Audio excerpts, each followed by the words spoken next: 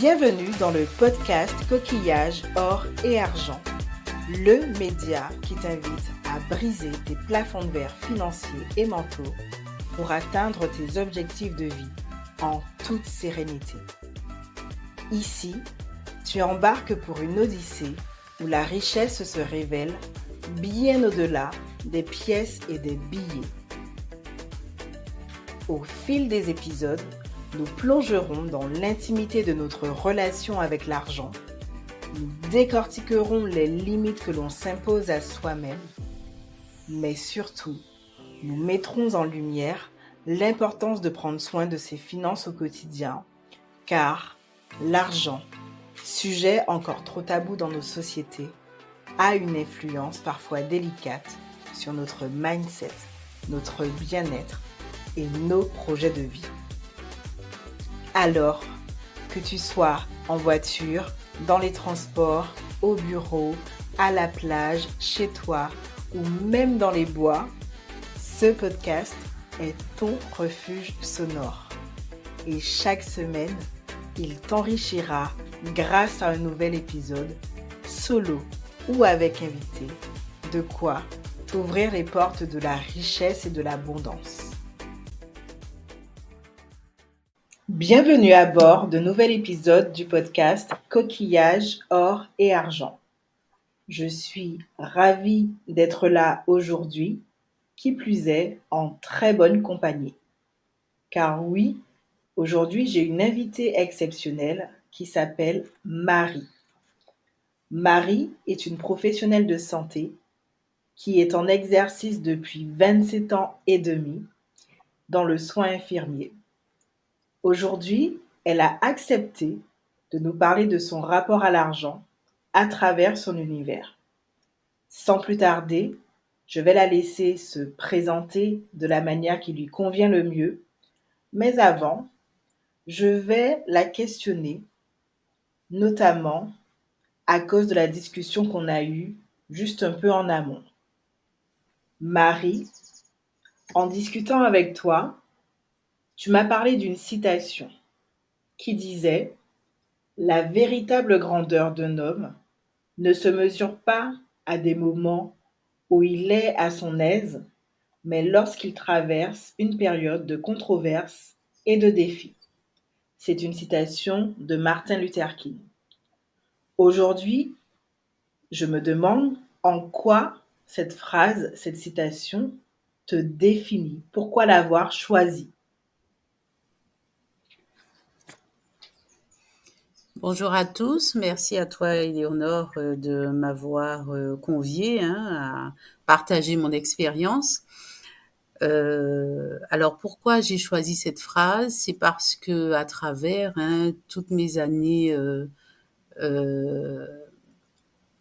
jusqu'à ce jour, je trouve que toutes les fois où j'ai appris des choses de la vie des autres, c'était à des moments où effectivement je n'étais pas forcément dans ma zone de confort.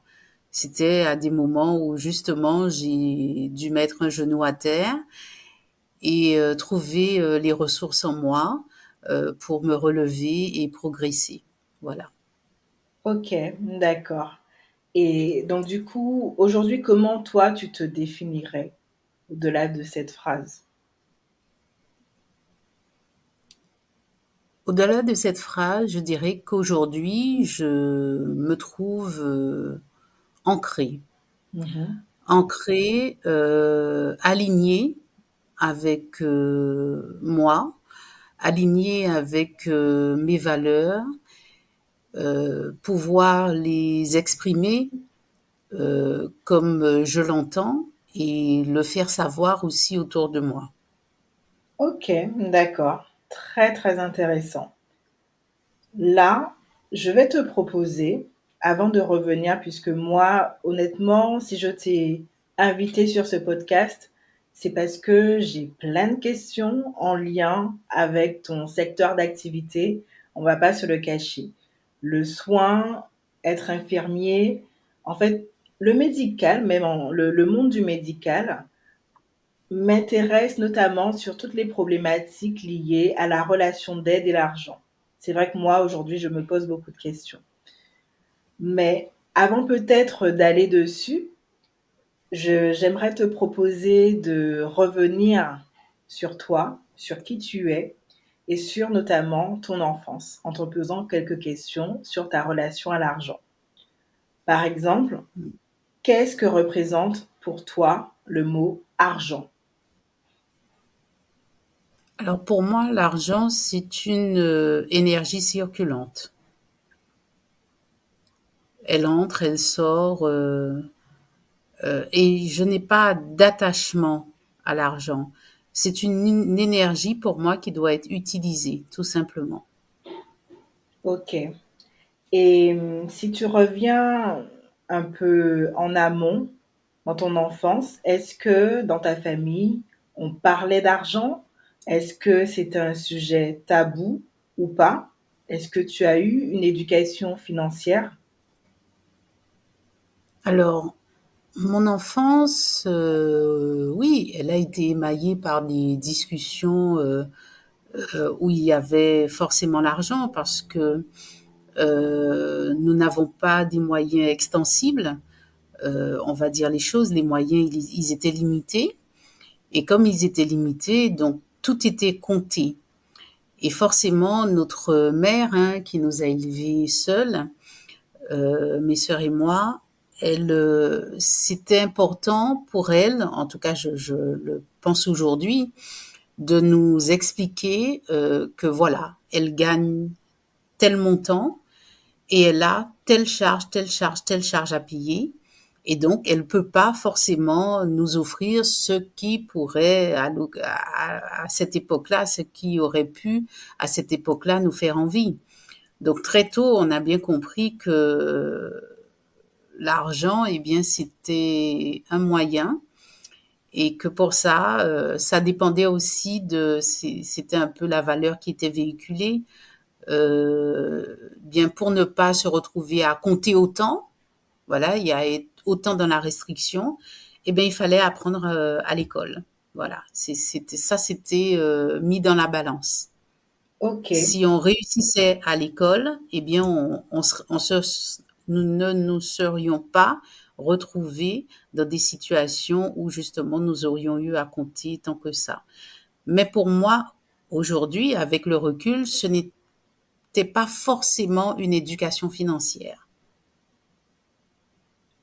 donc si ce n'est pas une éducation financière, c'était quoi pour toi? Est-ce que...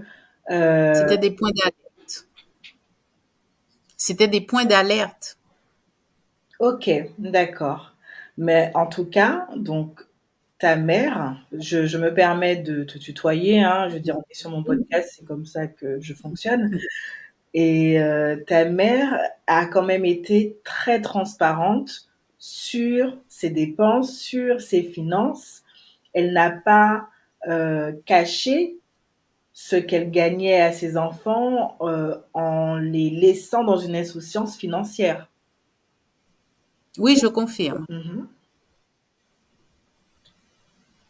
Et est-ce qu'il y avait des croyances qui revenaient? Parce que tu m'as parlé de, ben, on a su qu'il fallait travailler à l'école.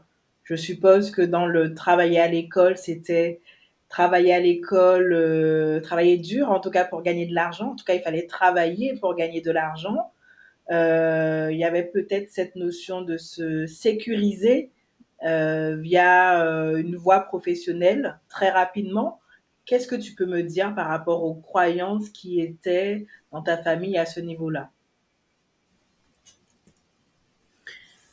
Alors, pour moi, hein, mes souvenirs, euh, la croyance, parce que bon, notre mère a eu des moments très difficiles, hein, on va pas le cacher. Et aujourd'hui, je ne regrette pas non plus d'avoir connu cette vie où il y a eu de la restriction ou autre, parce que je peux mieux apprécier le fait de pouvoir être plus à l'aise aujourd'hui dans ma vie financièrement.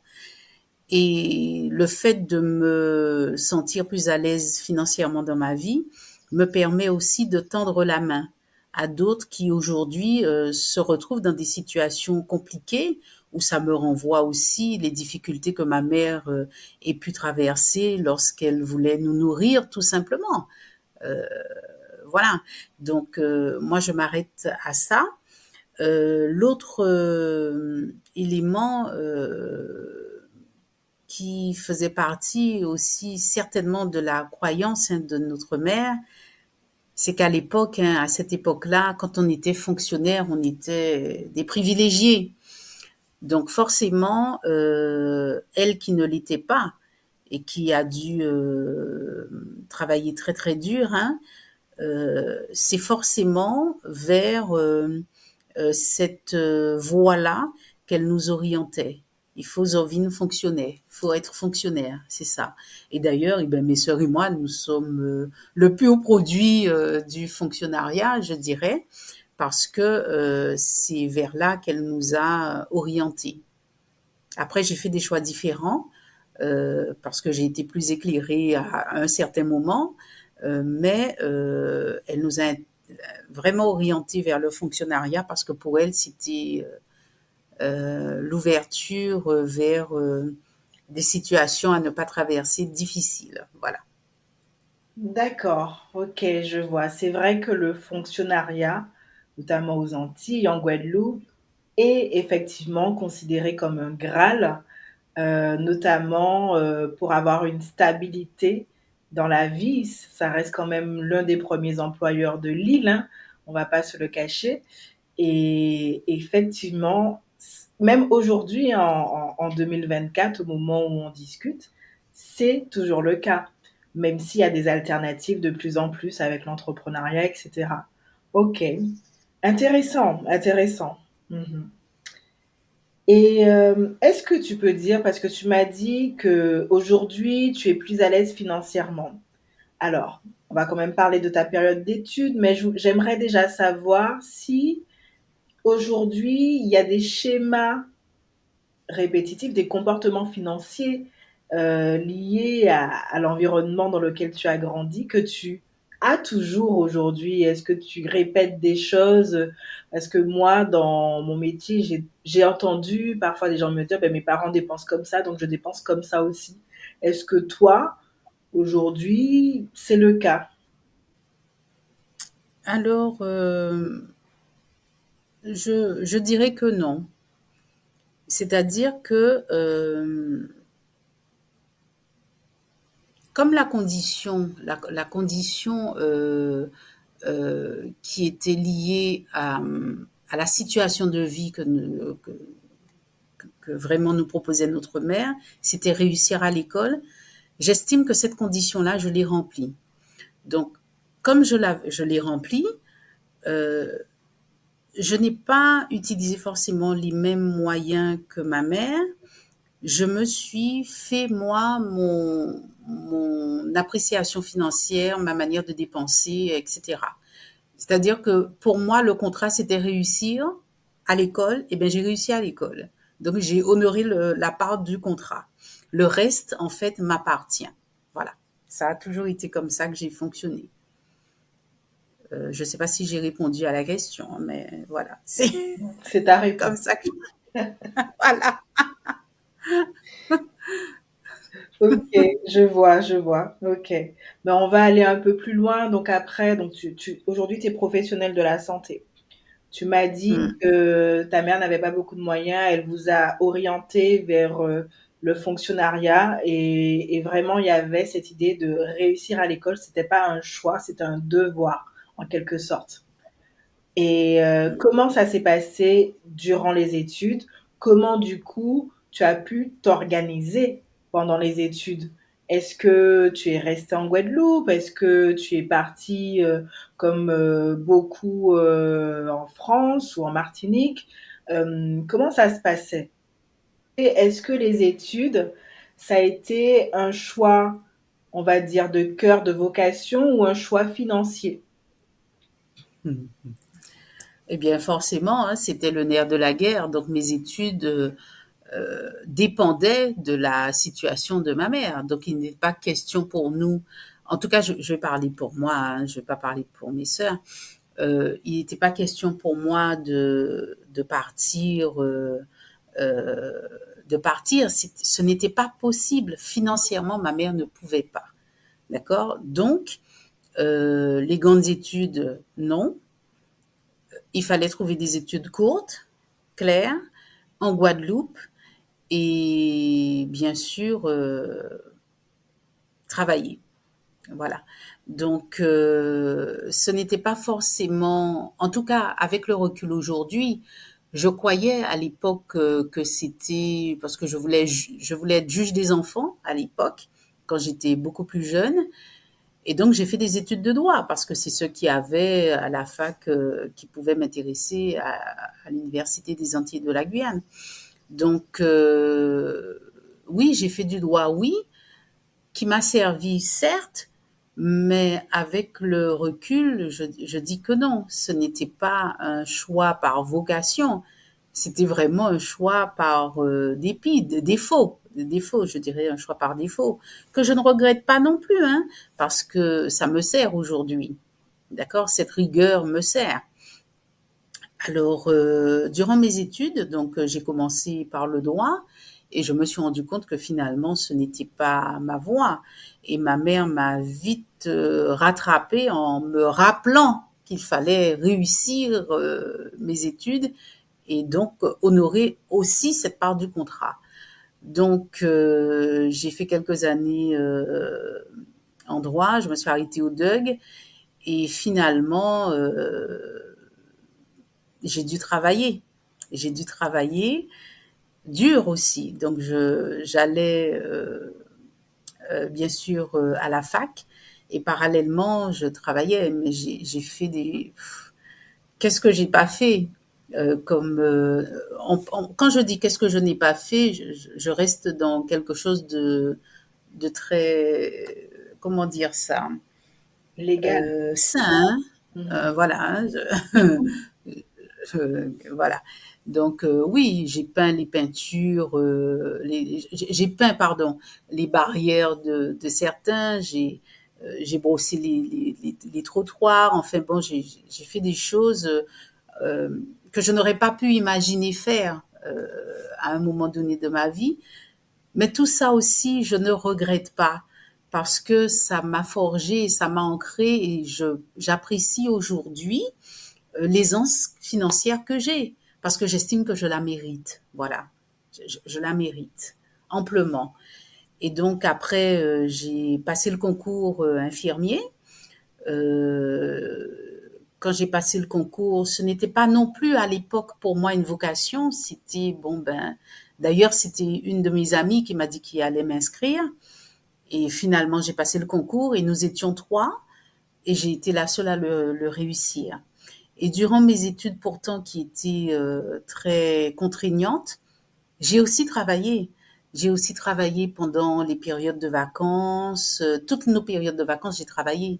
Donc il fallait surtout pas que je me retrouve en rattrapage parce que je savais que durant les vacances, que ce soit Pâques, Noël ou les grandes vacances juillet-août, il fallait que je travaille parce que j'étais boursière et vraiment ce n'était pas suffisant pour payer le loyer et subvenir à mes besoins quotidiens. Donc, toutes mes vacances, je les ai passées aussi en tant que salariée. Et là encore, je dis merci à la vie de m'avoir permis de traverser tout cela, parce que l'argent, pour moi aujourd'hui, encore une fois, il avait sa place, parce que je ne pouvais pas faire sans. Il revenait toujours. Euh, mais aujourd'hui, j'ai pu m'en détacher. Voilà. Ok. Aujourd'hui, tu as pu t'en détacher et en fait, ce que j'apprécie hein, dans ce que j'entends, c'est que tu es passé d'une situation avec peu d'aisance à maintenant beaucoup d'aisance financière et tu n'es pas forcément dans ce que j'appelle la revanche sur la vie, comme je peux parfois l'entendre de gens justement qui avaient peu de moyens, qui d'un coup ont travaillé, ont du coup maintenant des moyens et qui maintenant, je ne sais pas comment le dire, mais ils ont l'impression que vraiment c'est bon. Là, ils ont réussi. leur vie parce qu'ils ont réussi matériellement. Oui. Alors, je n'en suis pas là. Euh, Ça, c'était la valeur de ma maman. C'était sa valeur. Mais elle n'a pas été la mienne. Ou en tout cas, aujourd'hui, ce n'est pas la mienne. Euh, Elle m'a servi. Elle m'a servi. Oui, je ne vais pas le cacher. Mais aujourd'hui, j'estime que c'est pas l'argent qui me définit. C'est pas l'argent. Je ne me résume pas à mon compte en banque. Voilà. Et ça, pour moi, c'est fondamental. D'où maintenant le fait, j'estime, oui, je suis à l'aise financièrement. Il y a des personnes qui sont nettement plus à l'aise que moi. J'estime aujourd'hui qu'avec ce que je gagne, ce que j'ai déjà réalisé dans ma vie, je peux aussi prendre le temps, tout simplement, d'aider, de me faire plaisir, d'honorer mes engagements, de me faire plaisir et d'aider. Voilà, voilà. Parce que, comme je disais au départ, l'argent pour moi, c'est une énergie qui doit circuler. Voilà. Mhm. Ok, d'accord. Et donc du coup, tu arrives après, tu termines ton cursus en soins infirmiers, tu réussis, tu as ton diplôme après 3 ans et demi, et ensuite tu arrives sur le marché de l'emploi. Donc tu es salarié, tu es salarié. En fait, je crois que tu m'as dit que tu as eu plusieurs parcours dans le soin infirmier. Tu as à la fois été salarié aussi bien dans le public que dans le privé. Tu as aussi été dans le libéral. Tu es retourné aussi après dans le salariat. C'est super intéressant parce que parfois les gens ont une carrière assez linéaire. Comment ça se passe au démarrage? Moi, je suis curieuse de savoir combien gagne un infirmier en début de carrière et combien, après 20 ans, il pourrait gagner. Et pourquoi je te pose cette question? C'est parce qu'en 2020, il y a eu cette période connue, hein, la période du Covid, où les infirmiers et d'autres métiers qui étaient sous-valorisés ont été d'un coup mis en lumière, valorisés, c'est très bien, etc. Mais on ne se rend pas compte déjà de l'activité, de toutes les tâches à accomplir au quotidien, mais aussi de la valorisation financière qui n'est pas toujours à la hauteur de ce qui est délivré. Alors, lorsque j'ai commencé à travailler en qualité d'infirmière dans le public, donc je n'étais pas encore titulaire, j'étais contractuelle, j'ai commencé à 1 500 euros. 1 500 euros, donc pour moi à l'époque, il y a quoi, 24 ans, euh, 1 500 euros, c'était, ah ouais, oh là là, j'ai 1 500 euros, 10 000 francs en gros à l'époque. Pour moi, c'était extraordinaire. C'était extraordinaire. Alors, toujours au regard de mes références familiales. Voilà. Aujourd'hui, j'estime que un infirmier qui débute, il est à peu près à 1 700. Alors, le prix n'est pas le même en France métropolitaine qu'en Guadeloupe parce qu'on a les 40%, n'est pas le même. Donc, on est à peu près entre 1 700 euros et 2 000 euros maximum net. Euh, pour moi, je trouve qu'au regard de l'investissement euh, quotidien, je dis bien quotidien, c'est-à-dire que vous travaillez, vous êtes toujours en décalé hein, au niveau de votre famille, c'est-à-dire où vous ne pouvez pas manger avec tout le monde lors des repas familiaux parce que vous travaillez du matin et qu'il est trop tôt pour manger, que tout le monde déjeune. Et quand vous revenez, ben, il est déjà 15 heures quelque chose, et ben, tout le monde a déjà commencé à déjeuner. Forcément, ils sont au dessert. Donc, vous êtes toujours en décalé. Et quand, en plus, vous travaillez de nuit, là aussi, hein, donc oui, c'est vrai, on a la journée, mais il faut pouvoir récupérer. Donc, je me rappelle hein, à l'époque, ma nièce, ma filleule qui me disait, oui, mais ma reine, tu es pas tout le temps là. Lorsqu'on a les déjeuners familiaux, tu es pas souvent là. Pourtant, ce n'est que ma filleule, vous voyez. Donc, ce sont des sacrifices. Quand on a la valeur famille qui est la mienne, euh, oui, ce sont des sacrifices. Et est-ce que à l'époque, 1 500 euros, ça vaut ça? Je parle au niveau de ma valeur familiale qui était quand même élimée. Ensuite, au regard de tout l'investissement corporel, je veux dire physique que ça demande, ensuite tout l'investissement psychologique, parce que il faut savoir accueillir aussi euh, les patients qui souffrent tout simplement et qui peuvent manifester leur souffrance ou leur mal-être par de l'agressivité, que ce soit eux ou leur famille, et rester toujours bienveillant. Donc ça demande une implication psychologique, et je le dis aujourd'hui, le salaire d'un professionnel de santé, je vais parler de moi en tant qu'infirmier parce que je connais, n'est pas à la hauteur de l'investissement. Et le Covid a été révélateur. Donc oui, les gens nous ont encensés à ce moment-là, mais ça a été que dans l'émotionnel ponctuellement parce que à ce moment-là, eh ben, beaucoup de personnes ne savaient pas vers qui se tourner, hein. C'était quelque chose de compliqué que personne ne pouvait palper ou on ne savait plus. Les gens mouraient, mais il y avait pas, on ne savait pas quoi faire. Donc là, eh bien, on se remettait au corps soignant. Là, le corps soignant était encensé, mais l'émotionnel est vite redescendu quand tout a repris. Ok, Voilà. je vois, je vois. Et du coup, est-ce que c'est ça qui t'a poussé à un moment à aller dans le libéral? Ou, alors je vais quand même revenir un peu, tu as commencé dans le public, voilà, j'ai Mhm. bien mes notes, c'est dans le public. Et après, tu es allé dans le privé. Alors, je ne sais pas si c'est la même chose que dans le privé classique pour un autre métier, où on gagne plus d'argent que si on travaille dans le public. Est-ce que quand on est infirmier dans le public ou dans le privé, qu'est-ce qui change en fait? Pourquoi faire? Est-ce que c'est plus une question de choix d'être plus autonome ou est-ce que c'est plus pour des raisons financières, comme c'est le cas en tout cas dans les métiers que moi j'ai pu connaître? Alors, pour nous, ça n'a pas la même valeur que vous quand vous parlez du privé. Donc, le privé dans les soins, donc on va parler des cliniques et autres, hein, les SIAD, enfin toutes les structures de soins. euh, Là, on gagne même moins que le public. Ah bon? Oui, c'est pas du tout comme vous quand vous avez fait des études, des hautes études de commerce, etc. Nous, non, pas du tout, pas du tout, pas du tout. Et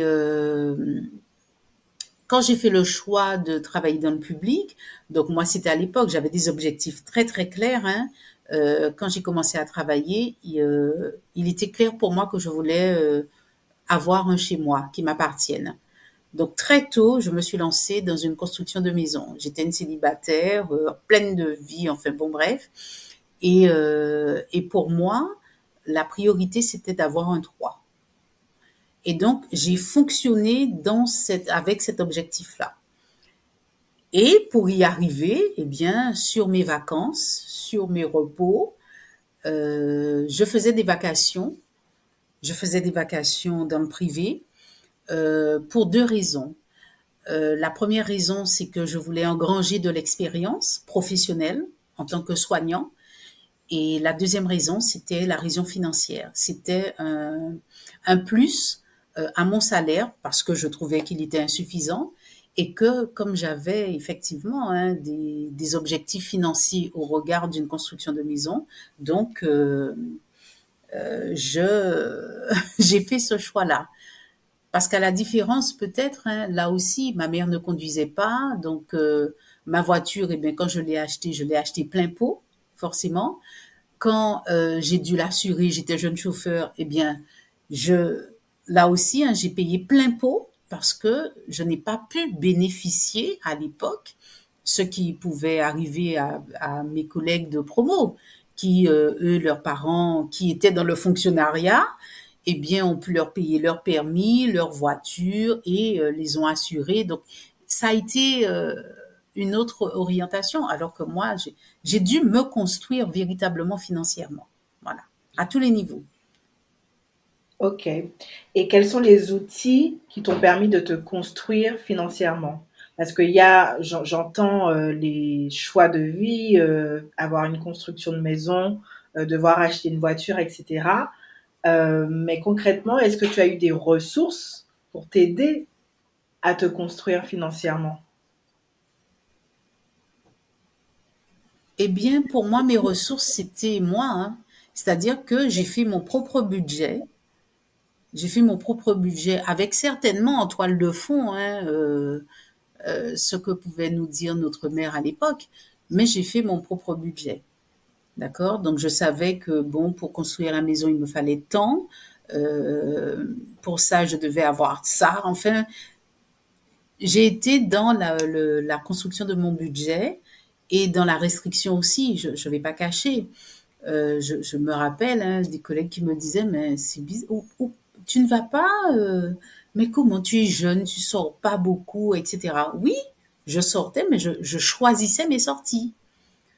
Oui, je me faisais plaisir, mais je choisissais mes plaisirs.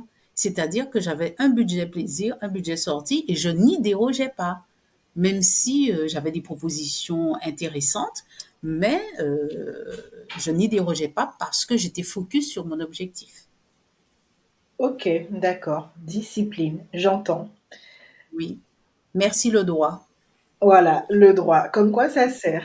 Et donc du coup, après, tu es partie dans le libéral. Pourquoi avoir fait ce choix?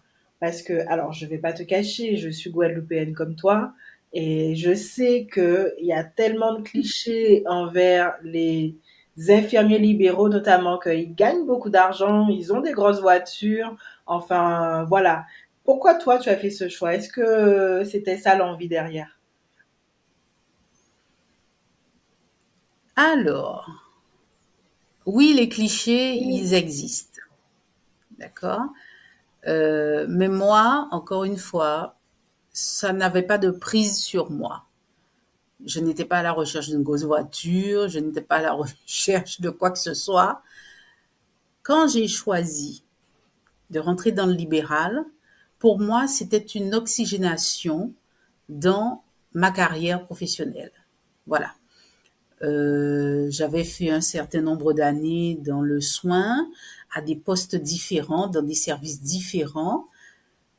Et à un moment donné, je me suis dit, mais qu'est-ce qui est important pour toi? Voilà, qu'est-ce qui est important? J'ai réalisé en fait que j'étais dans le service public, que je travaillais énormément parce que j'étais cadre de santé, donc je travaillais énormément. Je faisais vraiment, hein, j'étais très impliquée dans le service que je manageais et je gérais en fait tout ce qu'il y avait à gérer d'une manière générale, les ressources humaines, enfin bon voilà, les difficultés. Et je me disais, je me suis dit à un moment donné, mais pourquoi tu vas t'investir autant pour quelque chose qui ne t'appartient pas et dont, quelque part, vous n'avez pas les mêmes valeurs en partage. Voilà, ça a été ça. Je reviens toujours à mes valeurs. Hein. Pour moi, c'est mon socle, c'est ce qui me pousse hein, d'ailleurs. Et je me suis arrêtée, j'ai dit non, j'aspire à autre chose dans ma vie. Je veux vivre différemment. Voilà. Et donc, ce choix d'oxygénation a commencé par là, euh, par cette réalisation en fait. Et donc, je suis rentrée dans le libéral, non pas, encore une fois, hein, pour avoir une grosse voiture, j'avais déjà ma voiture. Avoir une maison, j'avais déjà ma maison. Donc, il n'y avait rien de tout ça. C'était pas, le libéral n'allait pas me construire de façon, dans la société, voilà, encore une fois, dans la réussite de la vie. Le libéral, pour moi, c'était eh bien, un autre mode d'exercice que j'allais expérimenter, tout simplement. Et donc, mais je ne suis pas rentrée non plus la tête en l'air. Hein. je me suis renseignée, j'ai acheté des livres, je me suis renseignée pour savoir comment on pouvait exercer dans le libéral et qu'est-ce qui était important pour moi. Je voulais travailler, oui, je voulais payer mes factures tout simplement et non pas m'enrichir dans le libéral. C'était pas ma vocation, ça. C'était pas ça. Je me suis renseignée comment faire pour être au mieux dans le libéral. C'est-à-dire que il y a le soin, oui, il y a le soin, mais il y a aussi le chef d'entreprise qui est le professionnel, l'infirmier libéral. Et donc, je devais comprendre comment ça fonctionnait. Et donc, je me suis formée, informée et formée. Ok, d'accord, je comprends. Mais quand même, je vais te titiller. Le libéral, quand tu rentres, tu as forcément un salaire différent par rapport à ce que tu gagnais dans le public, enfin dans le fonctionnariat, pardon. Donc, on peut pas nier que il y a eu un gap qui. Comment tu as géré ce gap en fait? Et surtout, est-ce que parce que tu me dis que tu t'es informé, mais j'entends parfois que certains, et pas seulement dans le libéral, hein, même dans l'entrepreneuriat, mélangent chiffre d'affaires et salaire. Donc toi, quand tu voyais que ça tombait sur ton compte qui est censé être professionnel, est-ce que tu étais là, oui, ça c'est mon argent? Ou est-ce que c'est l'argent de l'entreprise? Ah oui, alors je reviens à la discipline. S'il y a bien quelque chose, la première formation que j'ai faite, c'était la formation sur la nomenclature, parce que euh, euh, nous sommes donc les infirmiers libéraux c'est une profession qui est régie par une nomenclature, par un code, etc. Donc la sécurité sociale, qui est quelque part une des tutelles, on va le dire hein, pour nous, euh, elle a établi une nomenclature. Donc chaque acte que nous faisons, chaque soin, correspond à une facturation, si on le dit, à un montant, on va le dire ainsi. Et donc, pour bien comprendre, bien sûr, comment faire et comprendre quel chiffre d'affaires qu'on puisse avoir et donc quel salaire qu'on peut se verser, il faut comprendre la nomenclature déjà de la sécurité sociale. Donc ça, c'est pour moi, c'est une des premières formations qu'il faut faire quand on rentre dans le libéral. D'accord? Et comprendre comment une ordonnance doit être rédigée. L'ordonnance qui est faite par le médecin. Parce que la rémunération est fonction aussi de l'intitulé de l'ordonnance. Donc ça, il faut comprendre. Donc c'est tout ça contribue à l'éducation de du soignant. On a déjà la technicité parce qu'on est des soignants, mais on n'a pas la formation du chef d'entreprise. Voilà, qui doit comprendre la nomenclature, les ordonnances, l'intitulé des ordonnances, etc., etc. Parce que si une ordonnance est mal intitulée, forcément, le montant ne sera pas le même. Voilà. Donc, il y a ça. Et surtout, il faut bien comprendre que quand j'entends hein, des jeunes collègues qui disent, bon, ils sont grosses voitures, beaucoup d'argent, etc., et qui n'auront pas de patron, je dis attention, attention. On a plus de patrons qu'on pourrait l'imaginer que lorsqu'on est dans un service où on a un cadre de service, un cadre de santé qui forcément gère le service. Comme patron, vous avez déjà le propre malade hein, qui veut pas toujours donner sa carte vitale Pourquoi? parce qu'il la considère comme une carte bancaire. Ah bon? Ah oui, il la considère comme une carte bancaire, donc c'est sa carte vitale. Donc, premier patron, le patient. Deuxième patron, la famille, les aidants donc. Troisième patron, la sécurité sociale.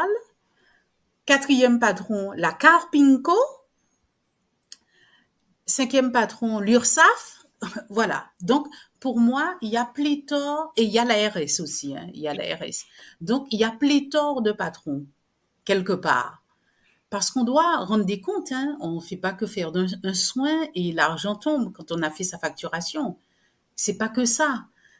il faut penser, je le redis, en termes de chef d'entreprise. Et quand on pense en termes de chef d'entreprise, ça veut dire qu'on est à 60-40. Donc 40% pour nous, et encore, hein, je dirais même 35-65. OK? Et 65% de charge.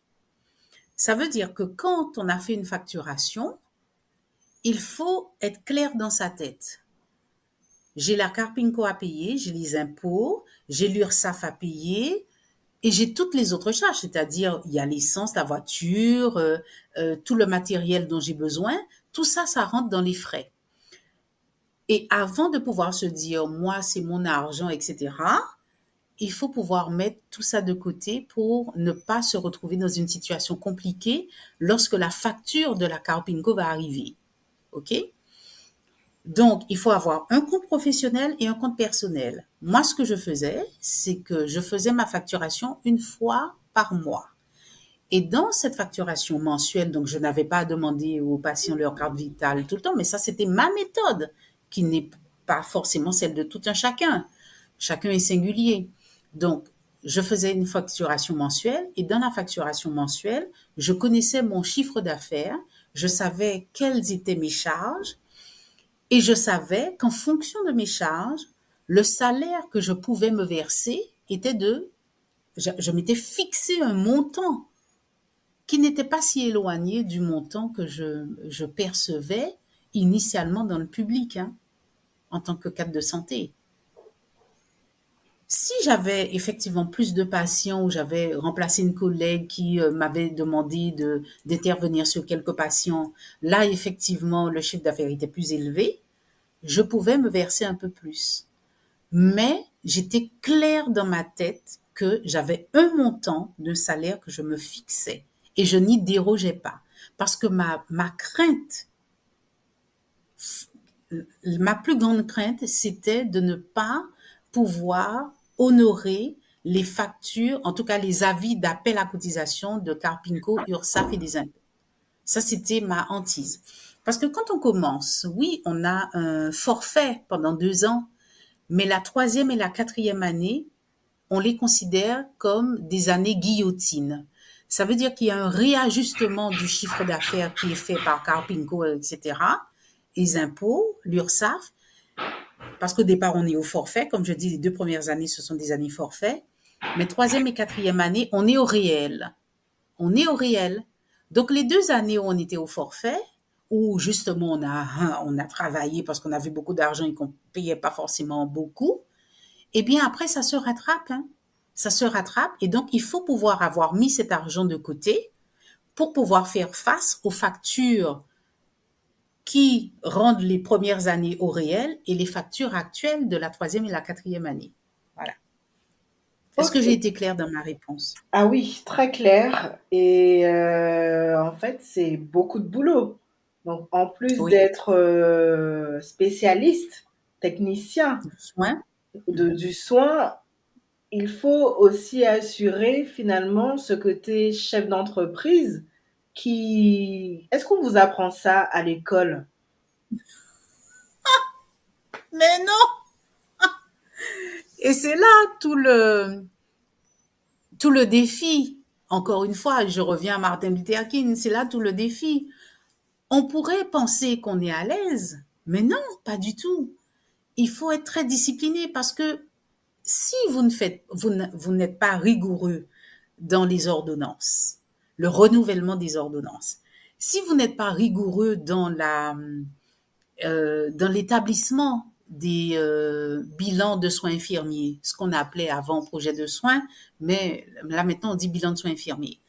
Si vous ne les faites pas, vous n'allez pas pouvoir faire votre facturation. Et si vous ne faites pas votre facturation qui est chronophage, vous n'allez pas pouvoir percevoir de l'argent. Il n'y aura pas d'entrée d'argent. Si vous ne prenez pas une prévoyance lorsque vous êtes malade, parce que là aussi, vous êtes votre propre patron, quand on dit, c'est-à-dire que vous êtes seul à faire fonctionner votre entreprise. Comme vous êtes seul, il faut être en forme, hein, il faut être en bonne santé. Donc, vous devez connaître votre corps suffisamment pour pouvoir faire face, parce que si vous ne travaillez pas, vous n'avez pas d'entrée d'argent non plus.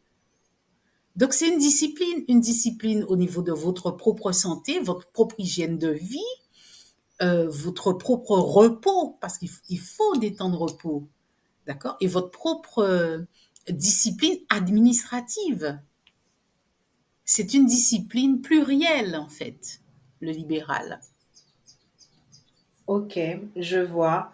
Ça m'interroge. Est-ce que un infirmier, une infirmière, ça dort beaucoup au final? Parce que j'ai l'impression que non, quand j'entends ça. Est-ce que du coup, tu as réussi à l'époque, ou en tout cas maintenant, à décorréler ton temps de l'argent que tu gagnes? Parce que ça a l'air pas si simple. Alors moi, j'ai fait un choix, j'étais claire. Ma tournée, dans mon nombre de patients déjà, une fois que j'avais compris que le minimum de patients, c'était entre 12 et 15, en fonction des soins qu'on avait, je me disais que cette tranche-là me convient en fait. Parce que plus vous allez travailler, plus vous allez payer des impôts, plus, certes, vous aurez de l'argent, oui, mais vous allez payer des impôts. Et moi, il n'était pas question pour moi de travailler pour mes tutelles, si je me fais comprendre. Donc, euh, j'avais établi une tranche dans laquelle je voulais être d'une manière générale, avec bien sûr quelquefois, comme je dis, hein, des pics, hein, donc des montants plus élevés, de façon ponctuelle, mais je savais que sur l'année, je restais à une moyenne. Et Mhm. donc cette moyenne-là me permettait de rester dans une tranche au niveau des impôts qui me convenait. D'accord? C'était quoi la question déjà? Est-ce que tu as réussi à décorréler ton temps de l'argent que tu gagnes? Parce que j'ai Voilà. l'impression que c'est pas forcément évident. Et donc, en choisissant d'avoir, merci beaucoup, en choisissant d'avoir une patientèle entre 12 et 15, ça me permettait aussi d'avoir plus de temps, de détacher mon temps. Et j'estimais aussi que je proposais, en tout cas aux patients, une tranche horaire de travail en fonction de leur lieu d'habitation. Là aussi, parce que pour moi, la tournée, c'est pas je monte, je descends, je reviens par là, non, non.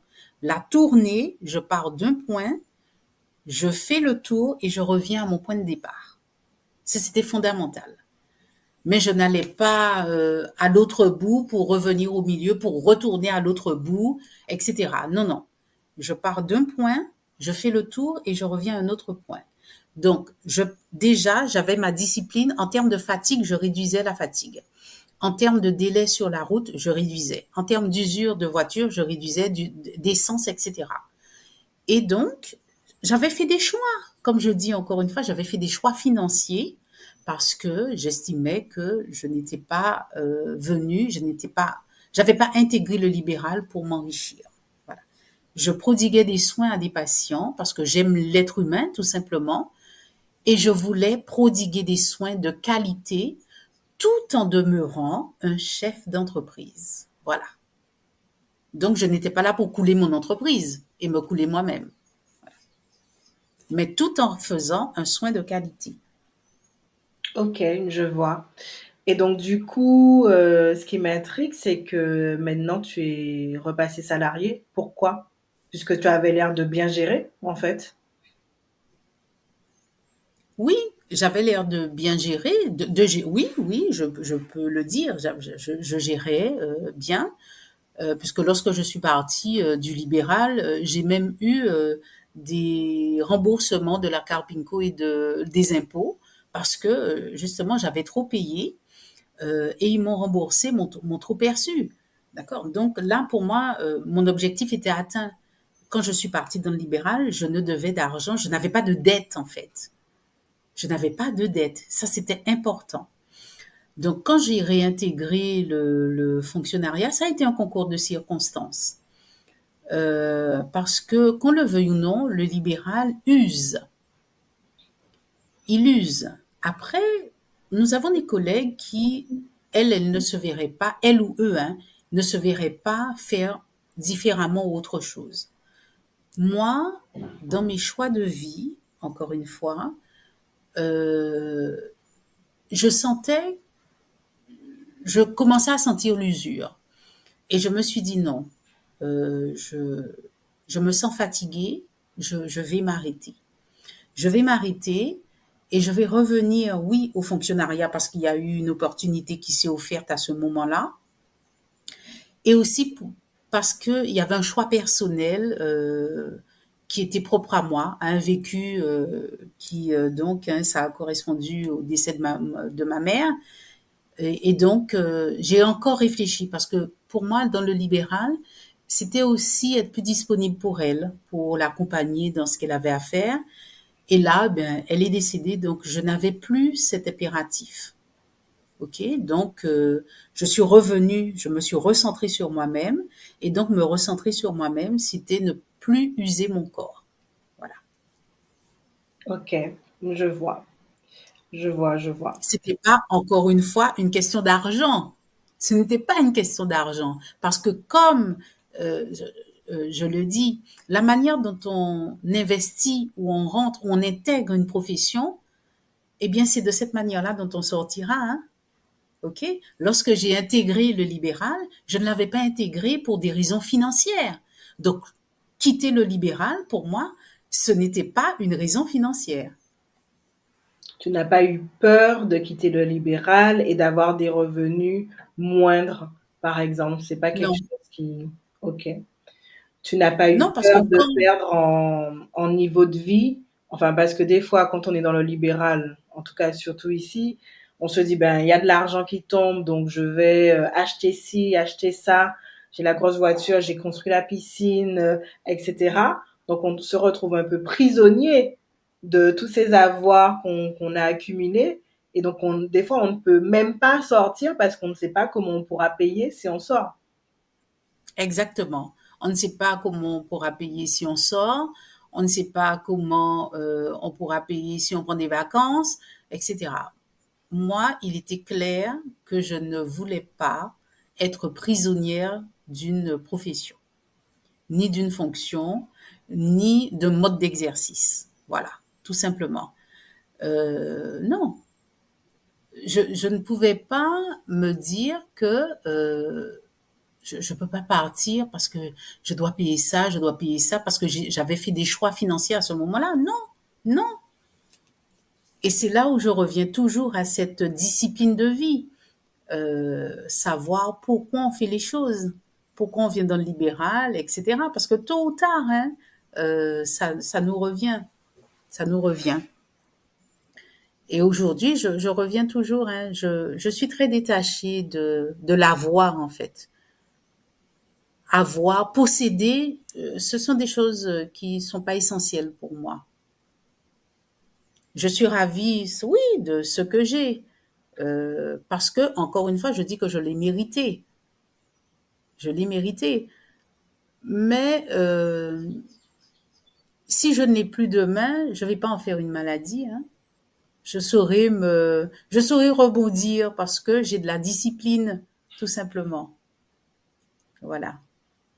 Ok, je vois, je vois.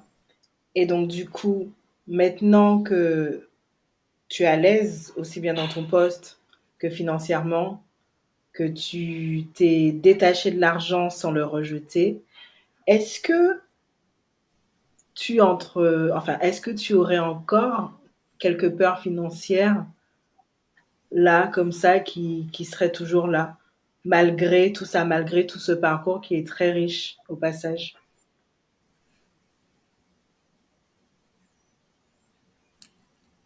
ou des croyances? C'est ne pas pouvoir honorer mes engagements financiers. Oui, ne pas pouvoir honorer mes engagements financiers. Mais est-ce que c'est une peur? Je ne suis pas vraiment sûre parce que j'estime quand même que je j'ai pas la tête en l'air, je ne fais pas n'importe quoi. Voilà. Même si je suis convaincue de ce que la vie peut me porter parce que je sais ce que je lui porte aussi à la vie, donc on est dans l'équilibre. je pense qu'elle saura toujours me répondre parce que j'injecte. Donc, comme j'injecte, forcément, je recevrai. Voilà. Ok, je vois, je vois. Et du coup, Marie, on va sur la fin du podcast. J'aimerais quand même te demander, avant de te poser les 3 questions bonus, si toi, tu as quelque chose à rajouter par rapport à justement euh, l'argent et la relation d'aide, l'argent et le fait d'être dans le soin, parce que quand on est dans le soin, c'est souvent vécu comme une vocation, donc pourquoi demander, pourquoi s'autoriser à gagner tout en étant dans le soin? Est-ce que tu aurais quelque chose d'autre que tu aimerais dire, que tu aimerais partager? Alors, j'estime hein, qu'on peut aimer l'humain, on peut être dans la relation d'aide, on peut être dans la bienveillance, oui, mais ça ne justifie pas que parce qu'on est dans la relation d'aide, dans la bienveillance, dans l'amour de l'autre, de l'humain tout simplement, qu'on on ne doit pas avoir le salaire qu'on mérite à la hauteur de l'investissement qu'on en fait. D'accord. Donc, pour moi, la revalorisation salariale du métier du soin, je parle des infirmiers parce que c'est celui que je connais, euh, elle a toute sa place et elle devrait justement être beaucoup plus, comment dire ça, elle devrait être plus prononcée parce que oui, l'investissement, l'argent gagné devrait être à la hauteur de l'investissement fourni. Et pour l'instant, ce n'est pas le cas. Voilà. Là-dessus, je suis claire. Et ce n'est pas incompatible. Ce n'est pas incompatible. On peut gagner de l'argent tout en aimant l'autre et tout en prenant soin de l'autre. En passant, en prenant soin de soi, hein, bien sûr.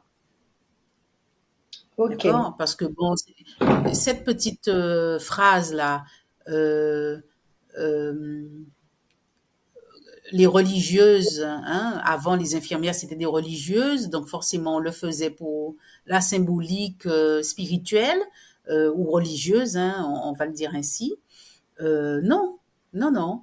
Et comme nous disons aujourd'hui, hein, même si aujourd'hui je suis cadre de santé, je demeure un soignant, je demeure une infirmière, c'est ma profession de base. Je dis, eh ben, ni bonne, ni conne, ni nonne. Hein. Voilà. Là-dessus, je suis claire. OK? Je suis très claire dessus. ok, ni bonne, ni conne, ni nonne. Ok, je vois. Oui. Et je n'avais pas fait le lien entre l'infirmier et la religieuse. Et Mm. effectivement, c'est vrai que dans la religion, en tout cas dans l'Église, il y a ce vœu de pauvreté, d'être toujours, de ne pas finalement s'enrichir parce que c'est considéré comme mal et que c'est celui qui est pauvre qui va, entre guillemets, au paradis. Pour celles et ceux qui croient, bien évidemment. Ok, oui, oui, ça, c'est intéressant de comprendre cela. Est-ce que, bah, du coup, ça me lance sur un autre sujet rapidement. Euh, Est-ce que tu dirais, parce que quand même dans la profession des soins infirmiers, il y a quand même plus de femmes que d'hommes, hein, on va pas se le cacher. À la base, les infirmiers étaient des infirmières slash des religieuses, historiquement parlant. Est-ce que ça aussi, ça ne justifie pas, alors je dis pas que c'est normal, mais le fait qu'aujourd'hui, on a des salaires beaucoup plus bas parce qu'ils sont occupés par des femmes. Alors, je n'y avais pas pensé, mais quand on regarde un peu le fonctionnement, et toi tu le connais dans le privé, oui, hein, ça revient encore une fois. Ça revient encore une fois. C'est-à-dire, comme c'est une profession très féminisée, en majorité féminine, on va le dire ainsi, on ne fait pas de l'ombre aux infirmiers. Euh, c'est peut-être probable, c'est peut-être probable, et de façon historique, quand on en revient au code, au code civil, etc. Bon, la place de la femme, oui, très certainement, c'est peut-être lié, hein, c'est peut-être lié. Mais en attendant, il est important, il est important, et je le dis, de procéder à cette revalorisation salariale. À plus d'un titre, autant dans la fonction publique que dans le privé. Dans le privé. On a beau dire, mais la rémunération, un infirmier, pour sa rémunération, surtout ce qui débute, elle n'est pas, au regard des charges, n'est pas suffisante. Ok, Surtout pour les sacrifices qui vont avec. ok, je vois. Bon, Marie, nous allons conclure par ces 3 questions bonus, du tac au tac. J'écoute. Alors, si demain, on te disait que l'argent n'existait plus, que ferais-tu? Qui serais-tu?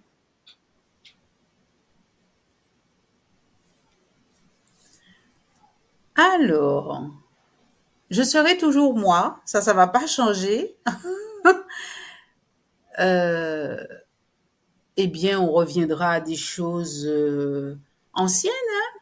Coco pousse avant. Coco pousse avant, c'est-à-dire que, eh bien, on n'a plus d'argent. Eh bien, moi, j'ai des bananes jaunes chez moi. Toi, tu as des mangues. Eh bien, je te donne des bananes, tu me donnes des mangues. Ok, on revient au troc. Ok. Voilà, le troc. C'est ce qu'on appelait, c'était une chanson à l'époque, Bye Coco pousse avant. Mhm. Mais je En- resterai toujours moi. Comme je l'ai dit, l'argent ne me définit pas. Mhm. Ok, ok, je vois. C'est la société qui veut ça. La société définit l'être humain au regard de son compte en banque, de ce qu'il a, de ce qu'il possède. Voilà. Mais c'est une case dans laquelle je m'organise pour ne pas entrer.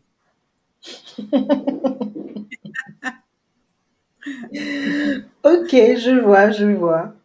Et puis, éducation financière, est-ce que tu es pour ou contre, en famille ou à l'école?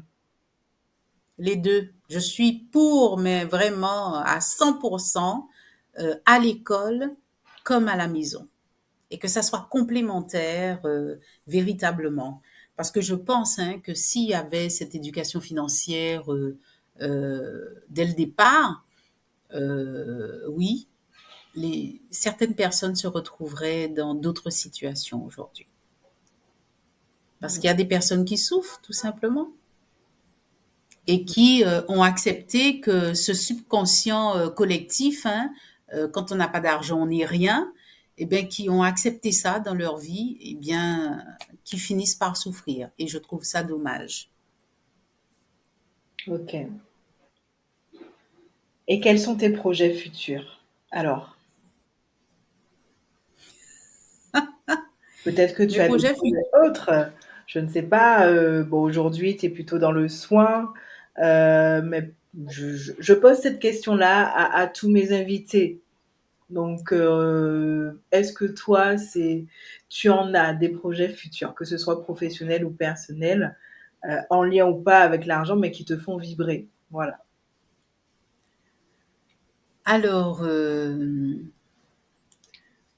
je suis centrée sur moi. Peut-être que je suis sur moi. Pourquoi? Parce que aussi, toujours avec mon métier, j'estime que je donne beaucoup au quotidien. J'ai déjà beaucoup donné. Je suis dans le soin depuis plus de 27 ans.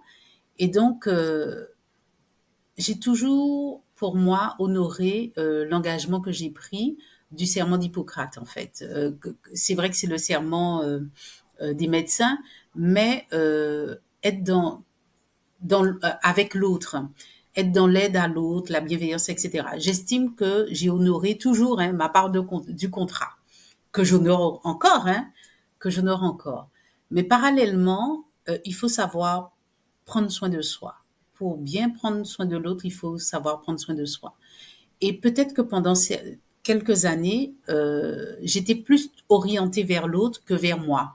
Et donc, aujourd'hui, à 50 ans, j'ai décidé de prendre soin de moi. Je prends un autre virage dans ma vie, j'arrive au quart de siècle, je prends un autre virage, et ce virage-là, j'ai décidé que Je, je me mettrai d'abord au centre et après, je vais diffuser tout ce que j'ai en moi qui va déborder. Voilà, c'est ça. Donc ça, c'est mon plus grand projet, parce que c'est pas facile hein, quand on s'est construite d'une certaine manière. Là, il faut procéder à la déconstruction pour mieux se reconstruire à 50 ans. Voilà. Et donc, c'est ça mon réel projet. Et mon deuxième projet, c'est déjà de me dire comment j'envisage ma retraite. Voilà. Comment je l'envisage. Parce que je veux la vivre de façon tranquille, à plus d'un titre. Voilà. Ok, et je n'en doute pas que tu as déjà tout organisé, étant donné la discipline qui a été mentionnée plusieurs fois dans cette interview. Je confirme. Ok, mais c'est intéressant. C'est intéressant parce que c'est vrai que, comme tu dis, quand on est dans ce type de profession, on est toujours tourné vers l'autre et parfois on peut s'oublier. Donc prendre soin de soi, faire de soi une priorité, c'est aussi important et c'est un très beau cadeau. Exactement. Exactement. Mmh. Parce que les futurs professionnels hein, qui vont arriver sur le marché, le Covid a été une expérience traumatisante pour beaucoup, mais révélatrice surtout. Donc, disons-le, hein, le monde du soin aujourd'hui est un monde de pression plurielle. Et donc, il faut savoir être bien ancré pour pouvoir y faire face, progresser et cheminer au quotidien, résister aussi, hein, résister, il faut pouvoir le dire, et pour qu'il n'y ait pas de ricochet sur la prise en charge des patients, parce que c'est de ça dont il s'agit initialement, d'accord? Et pour ça, forcément, il faut être un individu ancré, et ça je le répète, il faut savoir avoir des objectifs, je l'entends, euh, mais au-delà des objectifs financiers, nous avons chacun nos orientations. On ne va pas jeter l'opprobre à qui que ce soit, mais aussi il faut avoir des objectifs spirituels et des objectifs humains, je dirais tout simplement. Voilà. Ok, L'argent n'est pas tout. C'est une partie de nous. ok. Eh ben, c'est sur ces belles paroles que l'on va se quitter. Je te dis merci pour cette belle interview. J'ai appris énormément. Tu as un parcours très riche et tu es riche. Et Merci. ça, c'est appréciable. Et je te souhaite bon vent dans tous tes projets. J'accueille. Merci. Un Merci partage Marie. excellent. Merci. Merci. À la prochaine Marie. À très bientôt. À la prochaine, Éléonore. Et voilà, l'épisode du jour est terminé. J'espère vraiment que cela t'a plu.